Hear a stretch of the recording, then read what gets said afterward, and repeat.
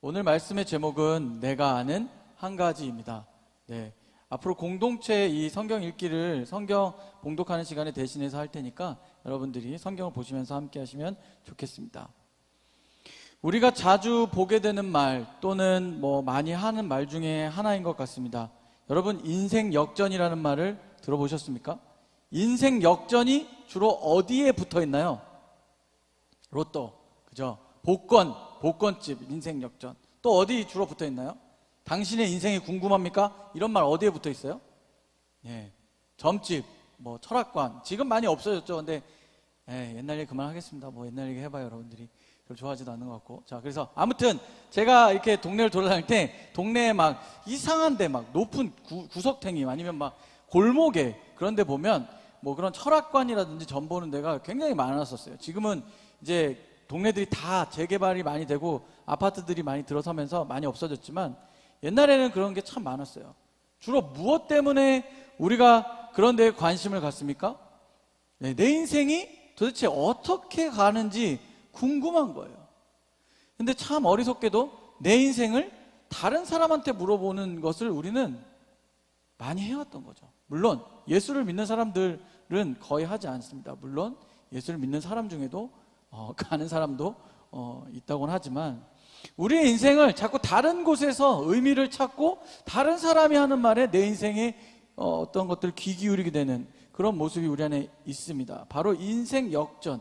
내가 언제쯤 내 인생이 잘 될까? 내가 이렇게 살아가고 있는데 언제쯤 나한테 이렇게 좋은 일이 일어날까라고 생각하기 때문이 아닐까, 그런 생각을 해봤습니다.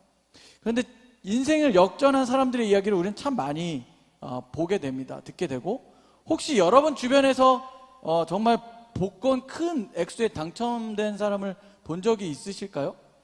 저는 아직까지는 없습니다. 제가 해서 저는 그런 걸 사지도 않고 하지만 누군가가 이렇게 어떤 기회에 주면 대봤던 게 한 500원인가? 500원인가? 1000원, 5000원인가? 아무튼 그 정도까지는 제가 대본 것 같아요. 한번 이렇게 긁어서. 제 인생에서 가장 큰 로또는 저희 아내를 만난 것입니다. 여기까지 하겠습니다. 여러분, 인생 역전을 할 때 떠오르는 사람이 누군가 제가 이렇게 한번 생각해 봤더니 저는 폴 포츠라는 사람이 떠올랐습니다. 누군지 아시는 분들도 있고 전혀 모르는 사람들도 있겠지만 어린 시절 못생긴 외모와 어눌한 말투, 그리고 직접 이렇게 사진을 찾아보시면 이빨도 약간 삐뚤고 그래서 그 사람은 어렸을 때부터 왕따를 당하고 마음이 어려워지고 힘들 때마다 교회 성가대에서 찬양을 열심히 하거나 아니면 학교 옥상 등에 가서 노래를 부르는 것으로 스스로를 달래며 지내왔던 사람입니다.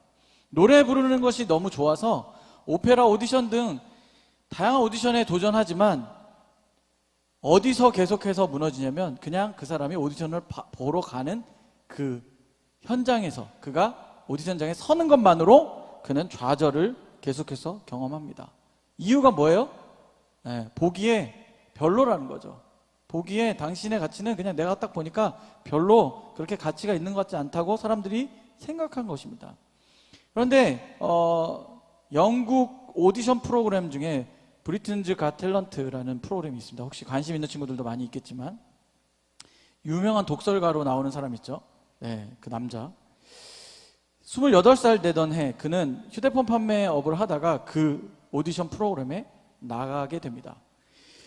당시 출전한 그를 본 모든 사람들이 그가 앞서 경험했던, 그가 그냥 삶 속에서 계속 경험해왔던 그 시선들, 그 판단의 모습들, 결국 내가 무대에 섰을 때 사람들이 나를 그렇게 생각할 거라고 아마 생각했던 것 같습니다. 근데 똑같이 사람들이 그가 나왔을 때 그 누구도 환호하거나 그 사람을 응원해 주는 사람이 없었습니다. 그리고 심사위원들마저도 굉장히 별로라는 시선으로 그냥 이렇게 바라봅니다. 자신을 소개하고 노래를 하죠. 노래를 시작했을 때 이전과 다른 것은 아주 냉정하게 평가하는 그들이 그 사람의 노래를 실력으로 평가해 줬다는 거예요. 그리고 거기 앉아 있었던 많은 그 관중들이 그 사람에게 박수를 보내고 또는 눈물을 흘리며 응원하기 시작합니다. 그 사람의 노래가 끝났을 때 다 기립해서 박수를 보내죠. 그는 그 오디션에서 우승을 차지합니다. 우리나라 가수 중에도 비슷한 스토리가 있는 사람이 있죠. 바로 허각이라는 가수예요. 그 사람도 다른 그냥 일을 하다가 환풍기 수리인가 뭐 AS를 하다가, 제가 알기로 그렇게 기억하고 있는데, 하다가 오디션 프로그램에 나갔는데 그 프로그램이 슈퍼스타 K라는 프로그램이었던 걸로 기억합니다. 그곳에서 그는 인생 역전을 맞이하게 되죠. 동등하게 기회가 있다고 생각하지만 사람들은 우리를 보여지는 것으로 판단할 때가 참 많다는 것입니다. 그런데 내가 가지고 있는 능력, 내가 할 수 있는 가능성은 사람들이 잘 생각하지 않는다는 거예요. 그런데 오늘 여기 있는 여러분, 그리고 함께 예배드리고 있는 여러분에게 여러분이 알지 못하는, 또 여러분이 제대로 평가받지 못한 그런 능력들, 그런 모습들이 저는 있을 거라고 생각합니다. 주변의 환경, 상황을 바라보지 말고 여러분들에게 주어진 것이 무엇인지 발견하고 수고하고 노력하며 나아갔으면 좋겠습니다. 그리고 좀 더 자신감 있었으면 좋겠습니다. 그러면 우리가 생각하는 엄청난 역전은 아니지만 그것이 우리 인생의 역전의 시작이 될 줄 믿습니다. 왜냐하면 우리 안에는 바로 예수 그리스도가 함께하고 계시기 때문입니다. 지난주에 이어서 맹인이었던 사람의 이야기를 이어갑니다. 자, 그는 날 때부터 맹인이었다고 했죠. 주변에 많은 사람들이 그가 맹인이었던 것을 알고 있었습니다. 그 말은 뭐예요? 절대로 눈을 뜰 수 없는 삶이라는 것이죠. 당시에 의술이 발전했다 해도 지금과 같이 뭐 이식 수술을 한다든지 그런 일들은 불가능했을 것입니다. 그러니 그가 눈을 뜰 수 있는 방법은 아예 없었습니다. 아예. 몇 퍼센트가 아니라 아예 없었던 거죠. 그럼 그가 눈을 뜨지 못한다는 것을 그도 알고 있었고, 그도 그 삶을 계속해서 맹인의 삶을 이어갈 수밖에 없는 상황인 것을 그도 알았고, 그 주변에 있는 사람들도 알았습니다. 예수님은 그가 그의 죄로 인해 또는 부모의 죄로 인해 맹인으로 태어나지 않았다고 말씀하셨죠. 하나님의 일을 나타내기 위해서 그가 그 삶을 살고 있다고 말씀하셨습니다. 그런데 여러분, 어떤 일이 일어났죠? 맹인이 눈을 뜨는 사건이 일어났습니다. 그동안에는 듣는 것으로 또 만지고 느끼는 것으로 그가 살아갔다면 이제는 보게 되고 알게 되고 깨닫는 것으로 그의 삶이 완전히 변화하는 삶을 맞이했습니다. 이것은 분명한 기적의 사건입니다. 우리는 이 기적을 항상 들었기 때문에, 또는 그렇구나라고 이해하고 있기 때문에 별로 몸에 와닿지 않을 수도 있어요. 그런데 여러분 생각해 보십시오. 혹시 여러분 가운데 좀 몸에 불편함이 있었는데 그것이 정말 기도함 가운데, 예배 가운데 회복되는 경험을 한 사람이 있습니까? 그렇다면 여러분, 이 사람이 경험한 것보다는 아닐 수도 있겠지만 적어도 하나님이 나를 치료하시고 인도하신다는 그 경험을 한 사람들은 이것이 얼마나 우리에게 큰 은혜이며 놀라운 변화를 일으키는지 우리는 알 수 있다는 것입니다. 오늘 이 사건은 이미 이사야에서 예언되어져 있었던 말씀입니다. 이사야 61장 1절에서 2절 큰 목소리로 읽어보도록 하겠습니다. 시작. 주 여호와의 영이 내게 내리셨으니 이는 여호와께서 내게 기름을 부으사 가난한 자에게 아름다운 소식을 전하게 하려 하심이라. 나를 보내사 마음이 상한 자를 고치며 포로된 자에게 자유를, 갇힌 자에게 노임을 선포하며 여호와의 은혜의 해와 우리 하나님의 보복의 날을 선포하여 모든 슬픈 자를 위로하되. 자, 29장 18절 하나 더 읽습니다. 시작. 그날에 못 듣는 사람이 책의 말을 들을 것이며 어둡고 캄캄한 데서 맹인의 눈이 볼 것이며. 여러분, 무엇을 얘기합니까? 맹인이 눈을 뜨게 된다. 그런데 이것이 단순히 이런 외적으로 맹인이 눈을 뜨게 되는 것 이상으로 어둠 가운데 있던 자들이 눈을 뜨게 되는 것과 같다는 거죠. 바로 무엇을 이야기하고 있습니까? 예수 그리스도가 오심으로 인해서 어두웠던 곳에 빛이 비춰지기 시작한다는 것이죠. 어두웠던 인생에 생명의 빛이 비춰진다는 것입니다. 맹인에게 가장 신기한 게 무엇이었을까요? 여러분, 우린 지금 다 알고 있잖아요. 바로 보이는 것입니다. 우리는 다 보고 있기 때문에 별거 아닌 것 같지만, 만약 내가 하루를 한쪽 눈을 가리고 살아간다고 생각해 보십시오. 어떨 것 같습니까? 제가 지난주에 얘기했는데, 혹시 집에서 시험 삼아 안대를 하고 한 10분 정도 실습을 해보신 분 있을까요? 집에서? 네. 혹시 기회가 된다면 정말 해보십시오. 눈을 가리고 10분을 내가 뭔가 집을 왔다 갔다 하는 게 얼마나 어려운 일인지. 네. 너무 크게 다칠 것 같지만 하지 않으셔도 됩니다만, 할 수 있거든 한번 해보십시오. 이사야서에서 이미 예수 그리스도의 오심을 이야기하고 있고, 예수 그리스도가 오심으로 인해서 어떠한 일들이 일어날지에 대해서 말씀하고 있다는 것입니다. 예수 그리스도께서 오셔서 계속해서 많은 기적들과 이런 치유됨, 회복됨, 병든 자를 고치시는 일들이 계속 일어나고 있어요. 그런데 사람들이 어땠다고요? 사람들이 그 기적의 사건을 맞이하는 그가 메시아임을 인정하는 것이 아니라, 그가 자신들의 배고픔을 채워줄 수 있는 사람, 자신들의 아픔을 회복시킬 수 있는 사람으로 인지하고 따라다니는 수많은 무리들이 있었다고 계속해서 말씀 가운데 나오는 겁니다. 오늘 여러분은 무리입니까? 아니면 그 예수 그리스도를 따르는 제자입니까? 맹인이 눈 뜬 날은 안식일이었습니다. 우리 오늘 말씀 13절에서 16절, 9장 13절에서 16절 말씀 함께 읽겠습니다. 그들이 전에 맹인이었던 사람을 데리고 바리새인들에게 갔더라. 예수께서 진흙을 이겨 눈을 뜨게 하신 날은 안식일이라.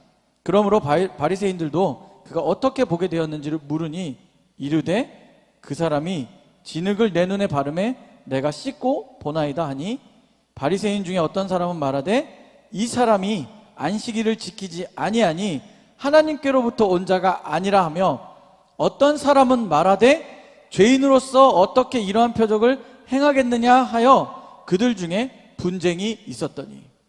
자, 보세요. 사람들의 시선이 어디로 지금 방향이 틀어진 겁니까?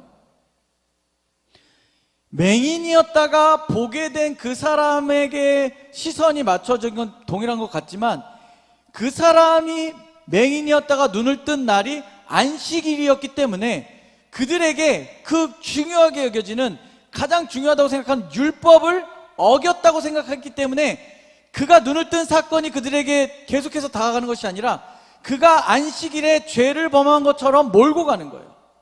그를 눈뜨게 한 예수 그리스도를 계속해서 무언가로 더 나쁜 죄질로 계속해서 몰아가는 일을 이 사람들이 하기 시작합니다.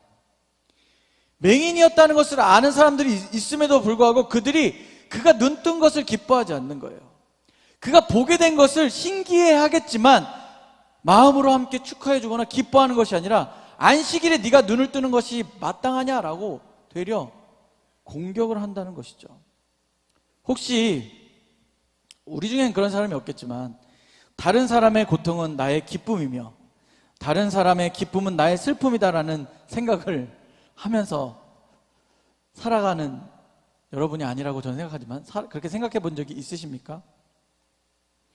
우리는 기쁨도 또 슬픔도 함께 나눌 수 있는 그런 청년 공동체가 되기를 예수님의 이름으로 축원합니다. 눈을 뜬 맹인을 데리고 바리새인에게 가는 것은 그가 안식일에 눈 뜬 것, 그것이 아까도 이야기한 것처럼 율법에서 어긋났기 때문이에요. 그들에게 안식일은 뭐예요? 온전히 그 하루를 아무것도 하지 않고 그 하루를 보내야 되는 것이 그들의 율법입니다.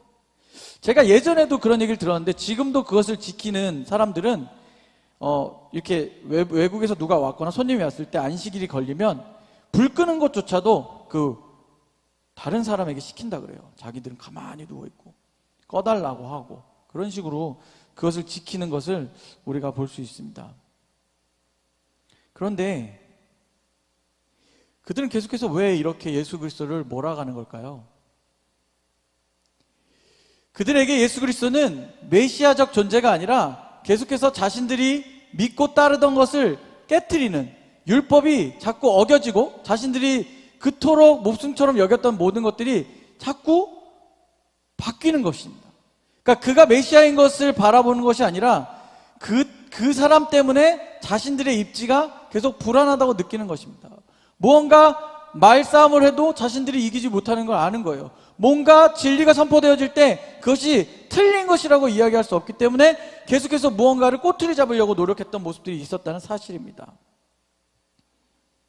그래서 이 사람들은 그가 어떻게 눈을 떴는지에 대해서 더 알아보기 위해서 그의 부모를 찾아갑니다. 그런데 부모들이 또 이렇게 대답하는 거예요. 날 때부터 맹인인 것은 내가 부모이기 때문에 정확히 알고 맞습니다. 그런데 그가 어떻게 눈을 뜨게 된 건지 나는 잘 모르겠습니다.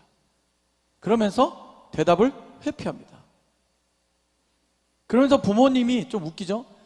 우리는 모르겠으니까 저 눈을 뜬 자에게 가서 직접 물어보십시오. 이렇게 얘기하는 것입니다. 자기 자식의 일이지만 그들이 당하게 될 불이익을 생각하니 그들도 무서웠던 것입니다.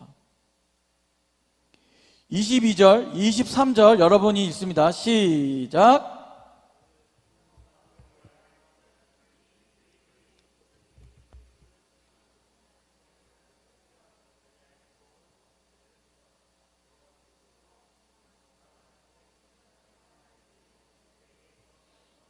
아멘. 우리나라 부모님들 어떻습니까? 여러분의 부모님 어떻습니까?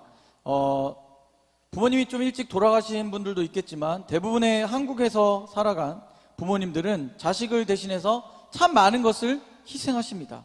심지어 결혼을 하고도 부모님들이 자녀를 돕는 일, 예를 들어서 뭐 손주, 손녀를 낳았을 때 키우는 일에 우리나라는 참 많은 부분을 도움을 받고 또 도움을 주기도 합니다. 그만큼 우리 자녀들을 사랑하는 마음이 굉장히 강한 민족이죠. 좀 더 우리는 독립적으로 주체적으로 살아가야 되는데 그러지 못하는 모습들도 있음을 보게 됩니다.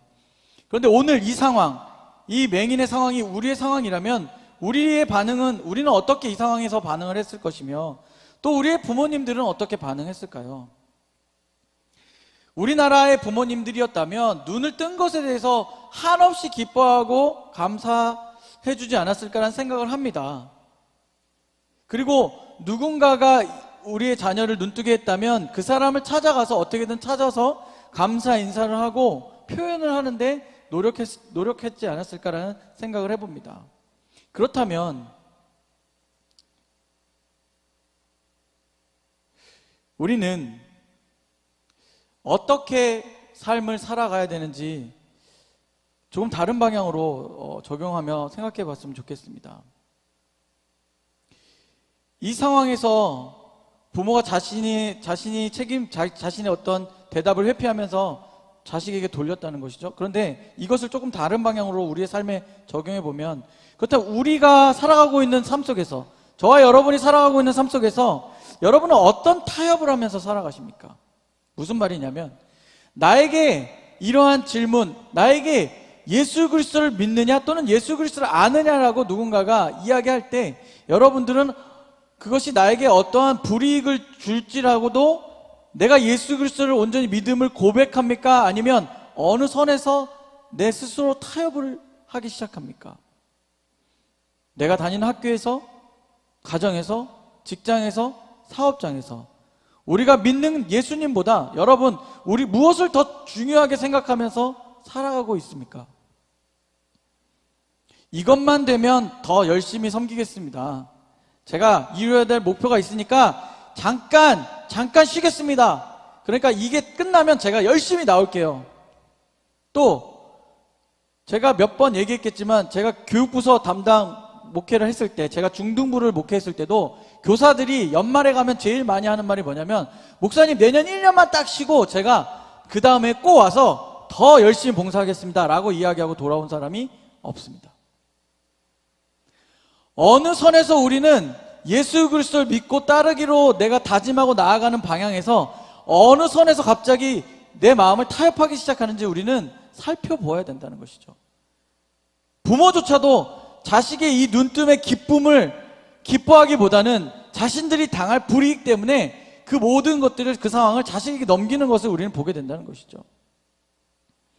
여러분, 학교에서, 만약에 여러분이 학교를 다니는데 학교에서 교회에 나가면 학점을 덜 준다라고 하면 여러분 어떻게 하겠습니까? 또 취업을 하는 취업 취업을 하는 곳에서 면접관이 교회 다녀요? 그럼 교회를 다니면 우리는 안 뽑을 수도 있습니다 라고 이야기하면 여러분 뭐라고 얘기하시겠습니까? 내가 너무 들어가고 싶은 곳인데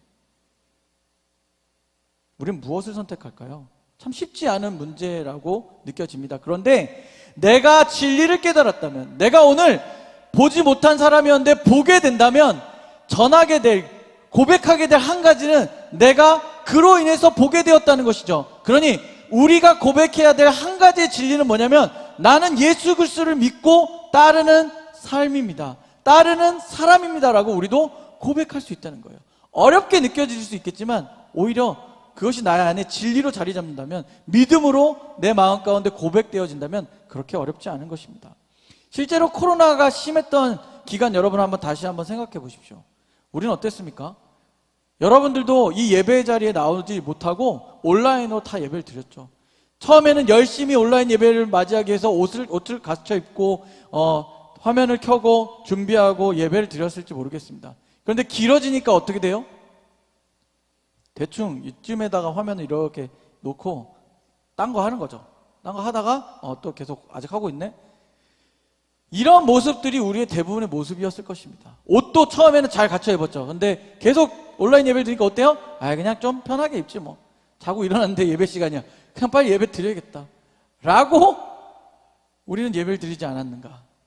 제가 기억나는 게 있는데요. 제가 먼저 번 교회에서 코로나가 심했을 때 찬양 인도를 하기 위해서 딱 섰습니다. 그런데 정말 예배당에 아무도 못 오는 때였어요. 아무도 못 오고 찬양팀만 쓴 겁니다. 빈 의자를 보고 제가 무슨 생각을 했을까요? 아무도 없는 성도들이 없는 그 예배당에서 찬양을 시작했는데 무슨 생각을 했을까요? 무슨 마음이 들었을까요? 참 희한하게도 처음엔 너무 좋더라고요. 왜요? 누군가를 의식하지 않아도 되니까 내가 정말 하나님을 더 온전히 찬양할 수 있는 마음이 너무 깊었어요. 그런데 한 주, 두 주가 지날수록 아무도 오지 못하는 예배당을 보면서, 이 의자를 보면서 씁쓸한 거예요. 마음이 어려워지는 거예요. 안타까운 거예요. 힘든 거예요. 우리 성도들이 나와서 함께 예배했으면 좋겠는데, 함께 찬양했으면 좋겠는데, 우리는 여기까지 회복되는데도 참 오래 걸렸습니다. 그죠? 여전히 온라인으로 예배드리는 분들도 계시지만 여기까지 오는데 참 힘들었어요. 희한하죠? 우리는 그 이전에 몇십 년을 이렇게 신앙생활을 했는데 한 2년 동안 그것이 끊어지면 그전에도 이미 그러지 않았던 것처럼 예배당에 나오는 것이 어색해지는 거예요. 힘들어지는 거죠. 그 역시 우리가 어느 선에서 타협하진 않았는가 한번 생각해 보자는 말씀입니다. 오늘 우리가 기억해야 할 가장 중요한 고백의 말씀입니다. 24절, 25절 한번 읽어보도록 하겠습니다. 크게 시작. 이에 그들이 맹인이었던 사람을 두 번째 불러 이르되 너는 하나님께 영광을 돌리라. 우리는 이 사람이 죄인인 줄 아노라. 대답하되 그가 죄인인지 내가 알지 못하나 한 가지 아는 것은 내가 맹인으로 있다가 지금 보는 그것이니이다. 제가 영어를 참 잘하게 생겼지만 못하죠. 그렇지만 영어 성경으로 보면 왠지 가끔 이렇게 더 와닿는 것이 있습니다. One thing I know. 한 가지 내가 아는 게 있대. 한 가지 내가 아는데 그 한 가지 아는 게 뭐냐요? I was blind. 나는 보지 못하는 사람이었습니다. 그런데 now I see. 지금 내가 보고 있다는 것이죠. 여러분, 한 가지 아주 분명한 사건은 내가 예전에 볼 수 없는 사람이었는데 지금은 본다는 것을 그가 고백하는 거예요. 그에게 일어난 사건을 그가 아주 명확하게, 아주 분명하게 계속해서 동일하게 고백하고 있다는 사실입니다. 오늘 우리가 아는 한 가지는 무엇입니까? 오늘 저와 여러분이 알고 있는 한 가지는 무엇입니까? 바로 예수 그리스도께서 오늘도 살아 역사하시며 우리와 함께하고 계시는 사실입니다. 아멘.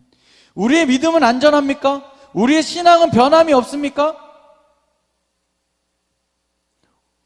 우리가 혹시 이 맹인보다 못한 믿음을 갖고 살아가진 않습니까?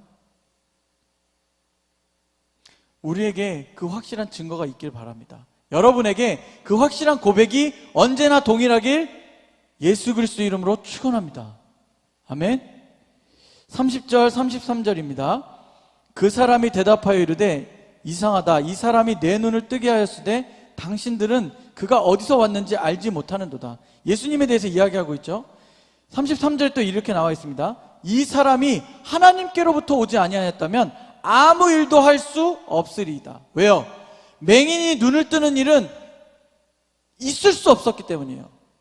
그것은 무엇으로도 있을 수 없는 일이었기 때문에 그는 이상하다고 이야기하는 거예요. 왜 내가 이렇게 얘기하는데 그가 내 눈을 뜨게 한 사람이 분명히 있는데 너희들은 그 사람이 어디로부터 왔는지 왜 모르느냐? 내가 생각하기에는 이 사람이 하나님으로부터 오지 않았으면 이런 능력이, 이런 일이 내게 일어나지 않았다는 것을 그가 증거하고 증명하기 시작했다는 것이죠. 예수 그리스도를 만난 것이 그의 인생에 있어서 정말 말로 할 수 없는 큰 인생 역전의 삶을 살게 되었습니다. 마지막으로 말씀을 읽고 마치도록 하겠습니다. 35절 37절입니다 시작. 예수께서 그들이 쫓아냈다 하는 말을 들었었더니 그를 만나서 이르시되 내가 인자를 믿느냐? 대답하여 이르되 주여 그가 누구시오니까? 내가 믿고자 하나이다. 예수께서 이르시되 내가 그를 보았거니와 지금 너와 말하는 자가 그이니라. 아멘. 오늘도 여전히 삶 가운데 고민하고 있습니까? 예수님의 말씀을 따르자니 나에게 불이익이 많다고 여러분 생각하십니까? 그런데 우리가 잊지 말아야 할 것은 그런 우리를 예수님이 만나주셨고 우리의 삶을 완전히 다른 삶으로 변화시켜 주신다는 사실입니다. 그는 예수님을 만났습니다. 눈을 뜨고 예수 그리스도를 만났습니다. 너에게 눈뜨게 한 이가 바로 나다. 너에게 새로운 삶을 준 것이 바로 나다. 오늘 우리에게 동일하게 말씀하십니다. 너의 인생의 주인이 나다. 너의 삶을 인도할 자가 바로 나다. 너를 구원으로 인도할 것이 바로 나다 라고 우리에게 말씀하고 계시는 사실입니다. 우리가 믿는 예수님을 따르며 어떠한 상황 속에서도 우리가 복음을 부끄러워하지 않길 바랍니다. 우리의 삶을 통해서 예수님을 증거하며 살아가는 삶이 되기를, 그런 축복의 삶을 사는 저와 여러분이 되기를 예수님의 이름으로 축원합니다. 아멘. 함께 고백하겠습니다.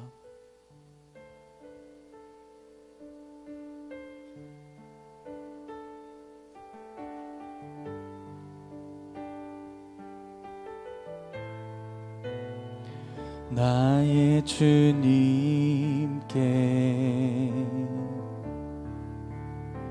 찬양 드리며 그 크신 사랑 주임께 감사해. 어둠 속에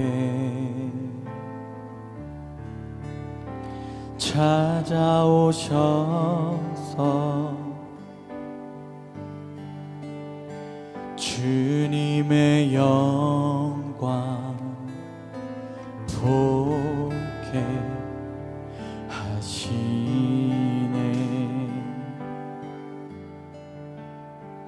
의심하는 나를 손 내밀어 잡아주시네. 두려운 맘 내려놓고 주 바라봅니다.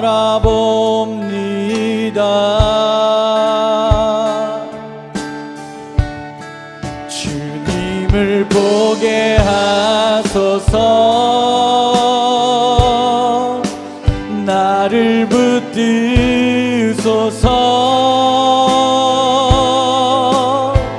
내 뜻과 내 생각 내려놓고